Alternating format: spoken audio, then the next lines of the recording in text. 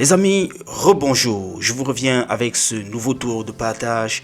Je vais vous présenter Samuel Eto'o dans une interview. Je vais vous présenter un extrait de son interview, là où il parle des jeunes footballeurs qui devraient prendre au sérieux l'éducation financière pour éviter de terminer leur carrière ruinée, savoir comment investir, dans quoi investir et de quelle façon investir pour pouvoir garantir l'après-carrière. Mais avant de vous laisser cet extrait, revenons sur l'arrivée de M. Souleymane Hassan Ouaberi. C'est le chef de délégation des représentants de la FIFA à l'Assemblée générale élective de la Fédération camerounaise de football. Il est arrivé à Yaoundé, comme vous pouvez voir sur ces quelques images qui circulent.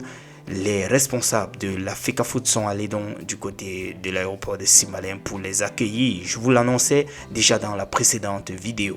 Maintenant, ce qui me reste un peu ouvert, ce qui me taraude un peu l'esprit, c'est est-ce que le MINSEP va alors envoyer les représentants à cette assemblée. Depuis, j'ai vu, juste sous forme de rumeurs, qu'il aurait accepté, du moins qu'il aurait envoyé des représentants de ce côté, ou bien qu'il aurait envoyé des noms de représentants de ce côté. Mais comme je vous dis, les amis, ça reste encore des rumeurs, rien n'est confirmé. Je n'ai vu nulle part officiellement écrit something like this. C'est juste, voilà, sur quelques pages sportives que j'ai eu à avoir cette information.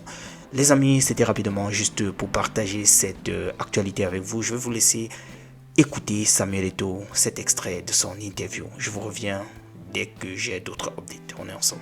Ciao. Par le passé, pas mal de footballeurs ont eu des problèmes parce qu'ils n'avaient pas l'éducation financière. Oui.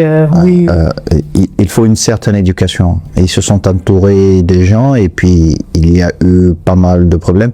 Pour la jeune génération, je dirais non seulement il faut s'entourer des professionnels, il faut que leurs parents soient pour avoir un point de carrière, surtout un point de vie.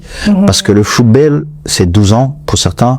Pour moi, ça a été 20, 22 ans. Exactly. Mais après, il y a toute une vie derrière et il faut faire des investissements justes, ne pas faire des investissements à risque.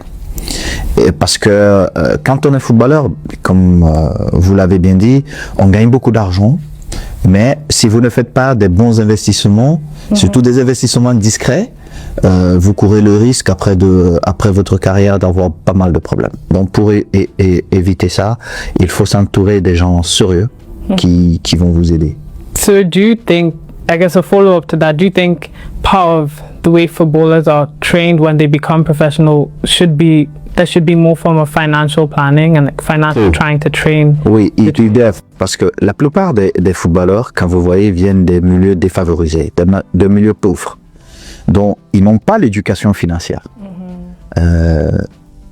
Quand quelqu'un est né dans une famille où il y a une éducation financière depuis le bas âge, c'est beaucoup plus facile. Par contre, les footballeurs, non, ils sont très pauvres. À un moment donné, ils sont très riches. Et puis là, il faut maintenir. Donc, il faut avoir cette éducation, se faire violence et s'entourer des gens pour les accompagner.